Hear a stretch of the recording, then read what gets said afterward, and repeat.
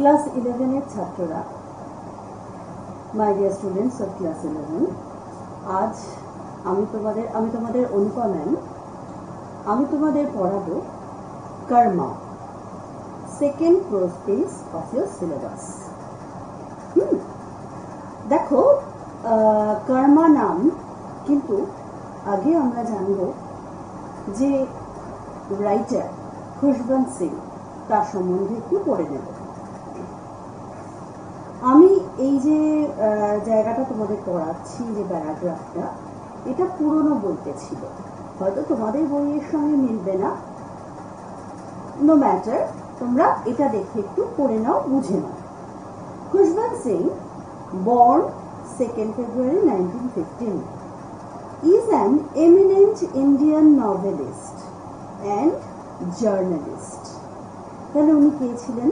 একজন বিখ্যাত ভারতীয় ঔপন্যাসিক, নভেলিস্ট মানে তোমরা জানো, আর জার্নালিস্ট মানে সাংবাদিক। known for his strong secularism, তাকে আমরা জানি যে তার মধ্যে ছিল দৃঢ় একটা ধর্ম নিরপেক্ষতা ভাব। সেকুলারিজম মানে হচ্ছে ধর্ম নিরপেক্ষতা মতবাদ। Humour and abiding love of poetry, রসবোধ এবং পোয়েট্রির প্রতি ভালোবাসা। Sings weekly column with malaise towards one and all, এটা ছিল উইকলি কলাম। কি করে বুঝলাম আমরা weekly column? Actually he was a journalist, সেই জন্য তিনি যে পেপারে লিখতেন সেখানে তিনি একটা সাপ্তাহিক কলাম লিখতেন, তার নাম ছিল with malaise towards one and all. সেটা carried until recently by several Indian newspapers, was among the most widely read columns in India. তার এই কলামটা ইন্ডিয়াতে সবচেয়ে বেশি পড়া হতো, one of the most widely read columns. Khushbant Singh served as editor of several literary and news magazines.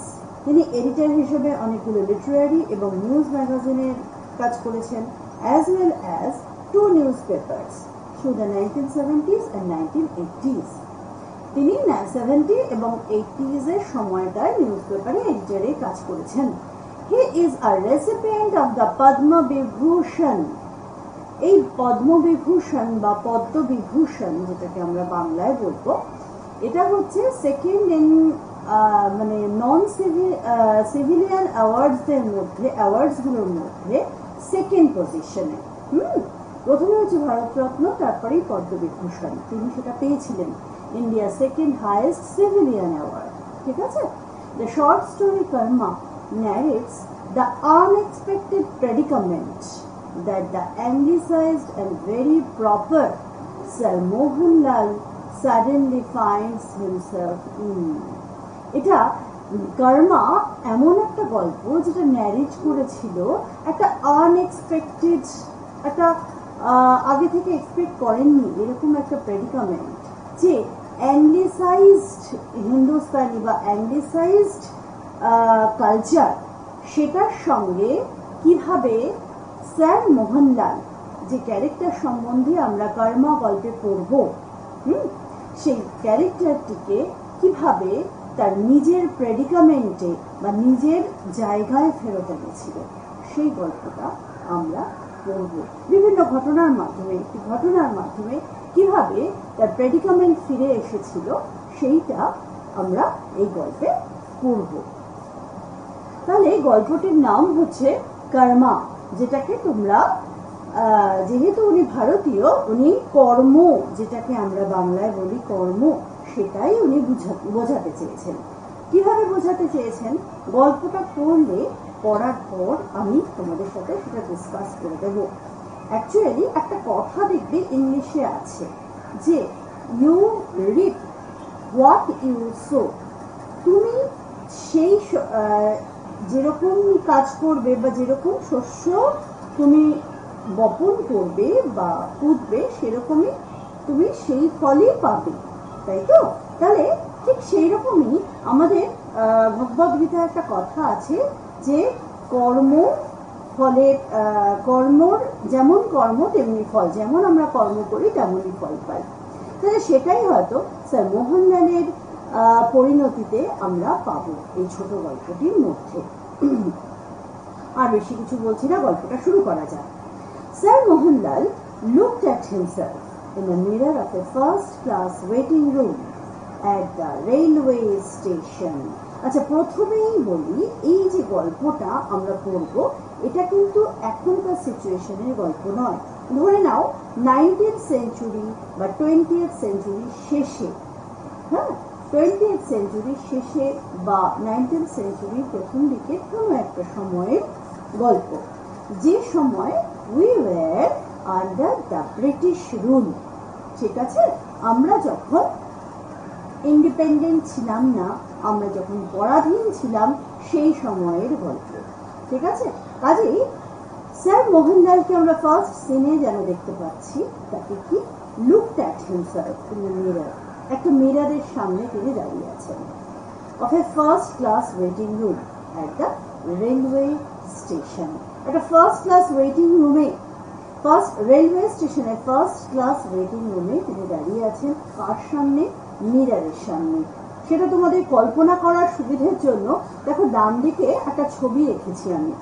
এই যে mirror এবং তার সামনে এরকম একজন হ্যাটেড বুটেড একজন পার্সন, স্যার মোহনলাল, তিনি দাঁড়িয়ে আছেন এবং তিনি তার ইমেজ দেখছেন, তিনি তার ইমেজটাকে লক্ষ্য করছেন। The mirror was obviously made in India। এই লাইনটা দেখো বলে দিচ্ছেন উনি যে মিররটা অবভিয়াসলি ভারতে তৈরি করা। কি দেখে? নাও এবার আমরা নেক্সট লাইনে আসবো যে কি দেখে তিনি এটা ভাবছেন। কি দেখে? দেখো, the red oxide at its back had come off at several places। ভারতে তৈরি বলেই যে পেছনে যে কাঁচটা ইউজ হয় মিররে, সেই কাঁচের পেছনে ব্যবহার করা হয় রেড অক্সাইড, একটা পারদ। সেই পারদের কালারটা বিভিন্ন জায়গায় বেরিয়ে এসেছে, যার জন্য কি হচ্ছে, মিররটার ইমেজটা ক্লিয়ার আসছে না, মিররটা ডিসপিউটেড মনে হচ্ছে। নিশ্চয়ই বুঝতে পারছো ব্যাপারটা কিরকম লাগছে। সেই জন্য উনি বলছেন যে এই জন্যই ঠিক পিকচার ইমেজটা তার আসছে না। And long lines of translucent glass cut across its surface। এবং তার ফলে কি হয়েছে, এই যে রেড অক্সাইড বেরিয়েছে তার জন্য তার যে গ্লাসটা আছে না, সেই গ্লাসের ওপর দিয়ে একটা কাটিং অ্যাক্রস সারফেসের ওপর দিয়ে একটা কাট মার্কস দেখা যাচ্ছে এবং সেই জন্য মিররে ইমেজটা ভালো আসে না। এটা পুরোনো দিনের, যদি তোমাদের বাড়িতে কোনো খুব পুরোনো গ্লাস দেখতে পাও বা মিরর দেখতে পাও, দেখবে এরকম হয়, বহু পুরোনো মিররে এরকম হতেই পারে। Sir Mohan smiled at the mirror with an air of pity and patronage। দেখো নিচে লেখা আছে air of pity and patronage meaning কি? Mixed feelings of inferiority and superiority। এটা অদ্ভুত ফিলিং হলো তার মধ্যে। তিনি মিররের দিকে তাকিয়ে তিনি একটা ফিলিং, একটা ফিল হচ্ছে তার, সেটা হচ্ছে পিটি। পিটি কার প্রতি? না এই মিররটার প্রতি। হ্যাঁ, কারণ সেই পিটিটা কিসের? না ইনফিরিয়রিটি। হ্যাঁ, ইনফিরিয়রিটি, যে এখানকার বা ভারতীয় যে কোনো জিনিসই খারাপ তিনি ভাবতেন।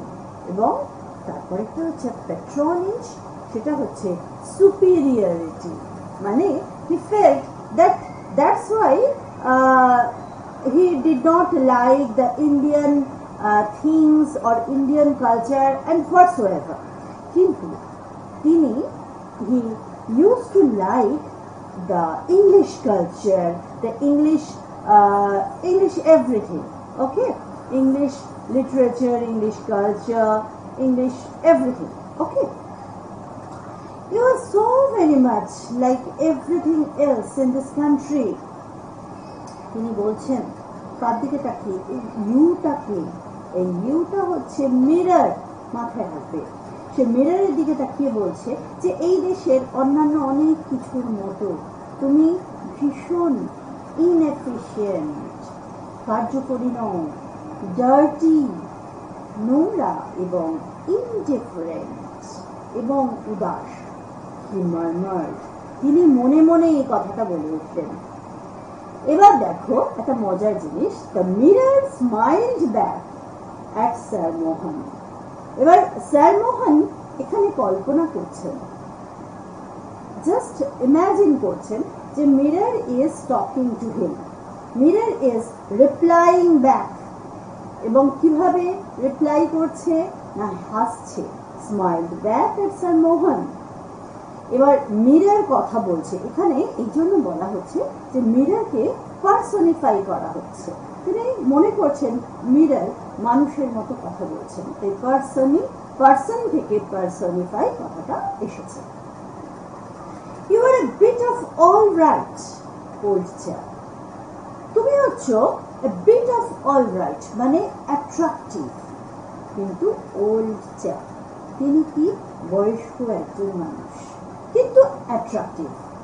ইট সেড, মিরর বলে উঠল, ডিস্টিংগুইশড, বেশ সাকসেসফুল দেখে মনে হচ্ছে, এফিশিয়েন্ট, খুব কার্যকরী। দেখো ঠিক আগের লাইনে এখানেই বলা হয়েছে মিররকে ইনএফিশিয়েন্ট, আর এখানে মিরর তাকে উত্তর দিচ্ছে যে তিনি ছিলেন এফিশিয়েন্ট, বেশ কার্যকরী, ইভেন হ্যান্ডসাম, এবং বয়স হলেও তাকে দেখে বেশ হ্যান্ডসাম লাগছিল।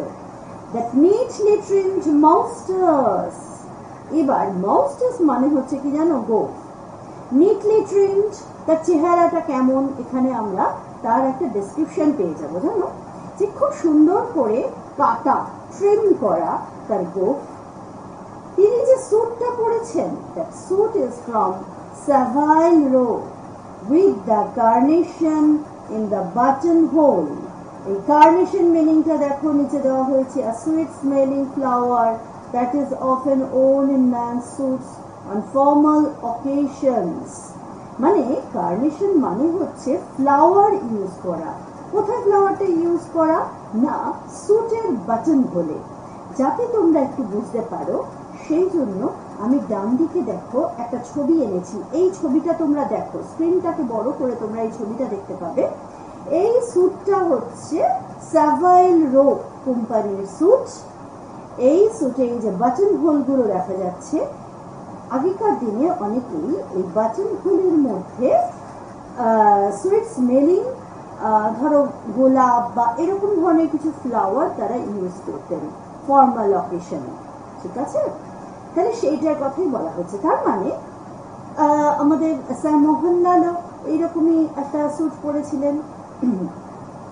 The aroma of eau de cologne, এই eau de cologne হচ্ছে ফ্রেঞ্চ পারফিউম। এই eau de cologne কিন্তু ফরাসি নাম। হ্যাঁ, তাহলে ফ্রেঞ্চ একটা পারফিউম উনি ইউজ করেছেন, সেটার গন্ধ বেরোচ্ছে। ট্যালকাম পাউডার উনি ইউজ করেছেন, তার একটা গন্ধ পাওয়া যাচ্ছে। And scented soap, all about you, তার মানে এই কোলনের গন্ধ, ট্যালকাম পাউডারের গন্ধ, সেন্টেড সোপের গন্ধ সব মিলিয়ে তার চারিদিকে একটা অ্যারোমা ফিল করা যাচ্ছে। এই অ্যারোমা মানে হচ্ছে একটা বিউটিফুল স্মেল, একটা সুন্দর গন্ধ। Yes old fellow, you are a bit of all right, এবং সত্যি তুমি বয়স্ক হলেও কি হবে, তুমি একজন attractive person. Bit of all right. Sir Mohan threw out his chest, smoothed his balial tie for the umpteenth time, and waved a goodbye to the mirror. তাহলে এইভাবে উনি কল্পনা করলেন যে মিরর তাকে খুব প্রশংসা করলো। এবার স্যার মোহন কি করলেন, threw out his chest, তার মানে তিনি তার বুক ফুলিয়ে দাঁড়ালেন, এবং তখন কি হলো, তিনি তার ব্যালিয়াল টাই, যেটা কিনা ব্যালিয়াল কোম্পানি, ব্যালিয়াল কোম্পানিটা দেখে নাও, শর্ট ফর ব্যালিয়াল কলেজ, ব্যালিয়াল কলেজের একটা ড্রেস, যেটা Oxford where Sir Mohanlal was educated. Oxford ইউনিভার্সিটিতে স্যার মোহনলাল পড়াশোনা করেছিলেন 5 বছর থেকে, সেটা আমরা এই গল্পেই পড়ে পাবো। হ্যাঁ, তাহলে সেখানকার যে ব্যালিয়াল টাই, এই দেখো এই ডান দিকে একটা ছোট্ট ছবি দেওয়া আছে, দেখো টাইয়ের, এই টাইটা হচ্ছে ব্যালিয়াল টাই। এই টাই উনি ইউজ করছিলেন, সেটাকে উনি স্মুথ করলেন, টেনে স্মুথ করলেন ফর দ্য umpteenth টাইম। এইটা মাথায় রাখো, তিনি তো বয়স হয়ে গেছে, তার তো বয়স হয়ে গেছে, এবার বুঝতেই পারছো তিনি একজন এজেড পার্সন, তাহলে তিনি নিশ্চয়ই কিছু সেই সময় উনি অক্সফোর্ডে পড়েননি, তিনি তার স্টুডেন্ট লাইফে পড়েছেন, তাহলে সেই স্টুডেন্ট লাইফটা অনেকদিন আগেই চলে গেছে, সেই জন্য umpteenth টাইম কথাটা বলা হয়েছে।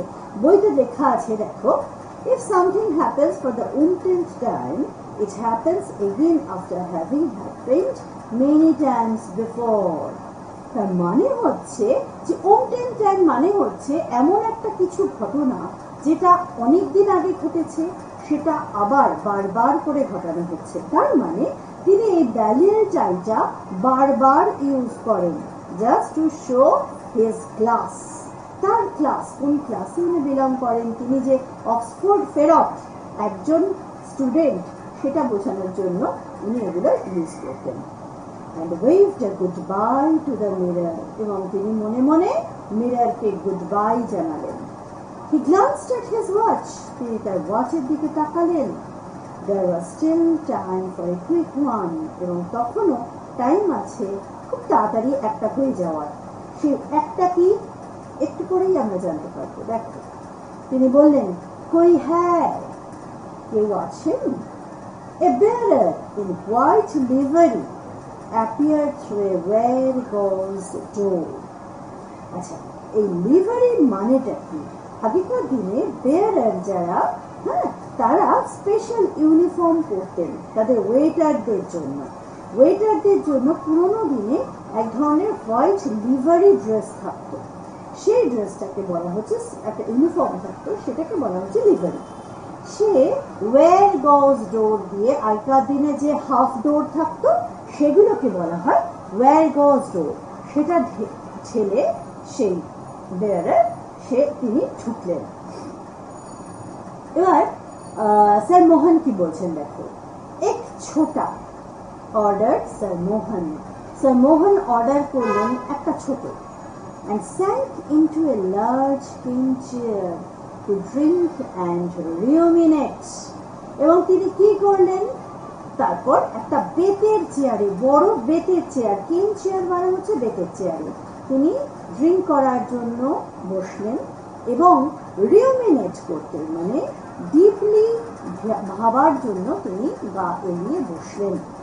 Outside the waiting room sir Mohanlal's luggage lay piled along the wall. এত সুন্দর করে ছবিটাকে আঁকা হচ্ছে দেখো, যে যেন আমরা এতক্ষণ দেখতে পাচ্ছিলাম কোথায় বসে আছেন তিনি। Actually he has paint pictures, Khushwant Singh has paint pictured the situation, তিনি যেন পেন দিয়ে ছবি আঁকছেন। হ্যাঁ, তাই ওয়েটিং রুমটায় আমরা দেখতে পাচ্ছি, এবং ওয়েটিং রুমের বাইরে তাকাচ্ছি যখন, তখন দেখতে পাচ্ছি সেখানে স্যার মোহনলালের লাগেজগুলো পাইল করে মানে স্তূপাকৃতি করে পড়ে রয়েছে অ্যালং দ্য ওয়াল, ওয়াল বা দেয়ালের সাথে। On a small grey steel trunk, তাহলে একটা ছোট গ্রে কালারের স্টিল ট্রাঙ্কের উপর লক্ষ্মী, সে লক্ষ্মীকে পরবর্তীতে আমরা পাচ্ছি তার পরিচয়, তিনি হচ্ছেন lady Mohanlal. What does it mean? Lady Mohanlal means তিনি হচ্ছেন মোহনলালের স্ত্রী, তিনি বসে আছেন। sat chewing a betel leaf and fanning herself with a newspaper, তিনি সেখানে বসে কি খাচ্ছেন? চিউ করছেন মানে চিবোচ্ছেন কি? পান পাতা, বেটেল লিফ মানে হচ্ছে পান পাতা, and fanning herself with a newspaper, এবং একটা নিউজপেপার নিয়ে তিনি নিজে নিজেকে হাওয়া করছেন। এবার দেখো দুটো, এই যে প্যারাগ্রাফটা আমরা পড়লাম এখানেই আমরা একটা শার্প কন্ট্রাস্ট পেলাম। কিরকম শার্প কন্ট্রাস্ট? দেখো স্যার মোহনলাল কোথায় বসে আছেন? কেন চেয়ারে মানে বেতের লম্বা চেয়ারে, এবং সেখানে তিনি কি করছেন? ড্রিঙ্ক করছেন এবং বসে আছেন। Whereas লেডি মোহনলাল তার ওয়াইফ কোথায় বসে আছেন? একটা স্টিল ট্রাঙ্কের ওপর, এবং তিনি কি খাচ্ছেন? একটা কন্ট্রাস্টিং অ্যাপিয়ারেন্স পাচ্ছ তো? দেখো তিনি কি খাচ্ছেন? একটা পান পাতা চিবোচ্ছেন এবং নিজেকে হাওয়া করছেন। তাহলে এই যে ডিস্টিংগুইশড ক্যারেক্টার যেটা আমরা স্যার মোহনলালের মধ্যে পেলাম, একটা প্রফাউন্ড ডিপ ক্যারেক্টার, সেটা কিন্তু লক্ষ্মীর মধ্যে আমরা পাচ্ছি না। লক্ষ্মী একটু অন্যরকম, অনেকটা গ্রাউন্ডের কাছাকাছি, একদম মানুষ, সাধারণ মানুষের মতো। তাকে কিরকম দেখতে, এবার সেইটা দেখতে। এতক্ষণ তো আমরা স্যার মোহনলালকে কিরকম দেখতে সেটা জানলাম, এবার দেখবো লেডি লালকে কিরকম দেখতে। She was short and fat and in her middle 40s, এবং তার বয়স কিরকম? মিডল 40s মানে 45 অ্যারাউন্ড বয়স তার। এবং তাকে কিরকম দেখতে? শর্ট এবং মোটা, একদম অপোজিট। যেমন অ্যাট্রাকটিভ আর হ্যান্ডসাম দেখতে স্যার মোহনলালকে, লেডি মোহনলালকে কিন্তু দেখতে একদম খারাপ, সেরকম ভালো নয়। She wore a dirty white sari, এবং তিনি কি পরে আছেন দেখো, পুরো কন্ট্রাস্টিং পাবে তোমরা, কন্ট্রাস্টিং ফিচার পাবে এখানে। সেখানে উনি বলছেন তিনি কি পরে রয়েছেন না, একটা নোংরা সাদা sari with a red border, তাতে একটা রেড বর্ডার আছে। On one side of her nose glistened a diamond nose ring, এবং তার নাকের একটা সাইডে একটা ডায়মন্ডের নোজ রিং ঝকঝক করছে, গ্লিসেন করছে। and she had several gold bangles on her arms, এবং তার হাতে অনেকগুলো several gold ব্যাঙ্গেল রয়েছে, অনেকগুলো গোল্ডের ব্যাঙ্গেল রয়েছে। তাহলে দেখো আমরা কিরকম অ্যাপিয়ারেন্স দেখলাম আগের পাতায়, আগের পেজে আমরা স্যার মোহনলালের যে অ্যাপিয়ারেন্স দেখলাম, এটা কিন্তু তার ওয়াইফ, তার কিন্তু পুরো কন্ট্রাস্টিং একটা অ্যাপিয়ারেন্স আমাদের কাছে শো করছে। She had been talking to the bearer until Sir Mohan had summoned him inside. তাহলে দেখো এই যে ভদ্রমহিলা, তিনি কথা বলছিলেন বেয়ারারের সঙ্গে এতক্ষণ, যাকে স্যার মোহনলাল ডেকে পাঠালেন। সামন করা মানে ডেকে পাঠানো, ঠিক আছে? কিন্তু তাহলে স্যার মোহনলাল কার সঙ্গে কথা বলছিলেন একটু ভেবে দেখো। স্যার মোহনলাল কিন্তু মনে মনে মিরারের সঙ্গে কথা বলছিলেন, whereas she was talking to the bearer. As soon as he had gone, she hailed a passing railway coolie. যেই bearer উঠে এসে স্যার মোহনলালকে অ্যাটেন্ড করবে, ঠিক সেই সময় এই লেডিলাল কাকে ডাকলেন? হেল করলেন, মানে ডাকলেন কাকে? না, পাসিং রেলওয়ে কুলিকে। এই যে এখানে রেলওয়ে কুলি তোমাদের ছবি দিয়েছি, রেলওয়ে কুলি যারা, তাদের ডাকলেন। Where does the Zenana stop? জেনানা স্টপটা কোথায়? জেনানা স্টপ নিশ্চয়ই তোমরা বুঝতে পারছো, লেডিস কম্পার্টমেন্ট যেটাকে আমরা বলি। Right at the end of the platform, প্ল্যাটফর্মের শেষের দিকে, এবং একদম প্ল্যাটফর্মের শেষের দিকে জেনানা কম্পার্টমেন্ট বা লেডিস কম্পার্টমেন্টটা পড়বে। সেটা কে জানালো? এই পাসিং কুলি তাকে জানালো। The coolie flattened his turban to make a cushion. কুলি কি করছেন তখন? তার যে টারবানটা আছে, দেখো এই ছবিটাও দেখতে পাবে যে কুলির মাথাটা টারবান আছে। এই টারবানটা ওরা কেন ইউজ করে জানো তো? এই টারবানটা ওরা কুশনের মতো ইউজ করে নেয়, যাতে কুশনের মতো গোল করে যাতে ইউজ করে, যাতে তারা ভারী লাগেজগুলো মাথায় সরাসরি ব্যথা না পায়, কুশনের উপর তারা ওটাকে হোল্ড করতে পারে। বুঝতে পেরেছো?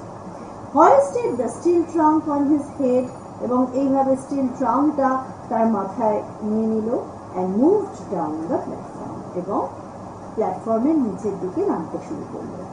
Lady Lal picked up her brass tiffin carrier and ambled along behind him, এবং লেডি লাল কি করলেন? তাড়াতাড়ি করে তার ব্রাস টিফিন ক্যারিয়ার, ব্রাসের তৈরি টিফিন ক্যারিয়ারটাকে হাতে নিয়ে নিলেন, এবং পেছনে পেছনে আস্তে আস্তে হাঁটতে লাগলেন। অ্যাম্বেল দেখো, walk slowly in relaxed way, তিনি আস্তে আস্তে হাঁটতে শুরু করলেন কুলির পেছনে। On the way, she stopped by a hawker's stall to replenish her silver betel leaf case. এবং রাস্তায় তিনি হকার্স স্টলের কাছে দাঁড়ালেন এবং সেখানে তার সিলভার মানে রূপোর যে বেটেল লিফ কেস, মানে আগেকার দিনে পানের বাটা থাকতো বা পানের কেস থাকতো, জানো তো সবার হাতে, কারণ তখনকার দিনে সবাই খুব পান খেতেন, তাই জন্য পানের কেস থাকতো, সেটা ছিল রূপোর তৈরি, সেটার তিনি ভর্তি করে নিলেন কিছু পান কিনে। and then joined the কুলি, এবং তারপর তিনি আবার কুলিকে জয়েন করলেন। she sat down on her steel trunk, তারপর কি করলেন, তিনি আবার স্টিল ট্রাঙ্কের উপর বসলেন, which the কুলি had put down, এবং যেটা কুলি মাটিতে রেখে দিয়েছিল তার উপর তিনি আবার বসলেন। and started talking to him, এবং তিনি তার সঙ্গে কথা বলা শুরু করলেন। Are the trains very crowded on these lines? তিনি জিজ্ঞেস করলেন যে এই লাইনে কি ট্রেনটা খুব ক্রাউডেড থাকে? These days all trains are crowded. দেখো, ওই জন্য তোমাদের সুবিধার জন্য আমি ক্রাউডেড ট্রেন কাকে বলে কিছু ছবি দিয়েছি, যদিও আমার মনে হয় আমরা সবাই জানি ক্রাউডেড ট্রেন এর থেকেও বেশি ভিড় হয়, তাই না? But you will find room in the zenana. তাহলে এখানে দেখা যাচ্ছে, দেখো জেনানা কম্পার্টমেন্ট মানে লেডিস কম্পার্টমেন্টে মোটামুটি বসার জায়গা আপনি পেয়ে যাবেন। Then I might as well get over the bother of eating. তাহলে একটা কাজ করি, আমি তাড়াতাড়ি করে খাওয়ার ঝামেলাটা মিটিয়ে নিই, লেডিলাল বলছে, ঠিক আছে? লেডিলাল ওপেন দ্য ব্রাস ক্যারিয়ার, লেডিলাল তার ব্রাস ক্যারিয়ারটা খুললেন। টিফিন বক্সটা কিসের তৈরি ছিল? ব্রাসের তৈরি, এটা একটা মেটাল, সবসময় মনে রাখবে। took out a bundle of cramped chapatis and some mango pickle, এবং তিনি সেটা থেকে বের করলেন বান্ডল, একটা বান্ডল বের করলেন না ক্র্যাম্প চাপাটিস, চাপাটিস বা রুটি যেটা ক্র্যাম্প করা, ভাঁজ করা, সেটা তিনি বের করলেন, এবং কিছুটা ম্যাঙ্গো পিকল এবং কিছুটা আমের আচার তিনি বের করলেন। While she ate, the coolie sat opposite her on his haunches, drawing lines in the gravel with his finger.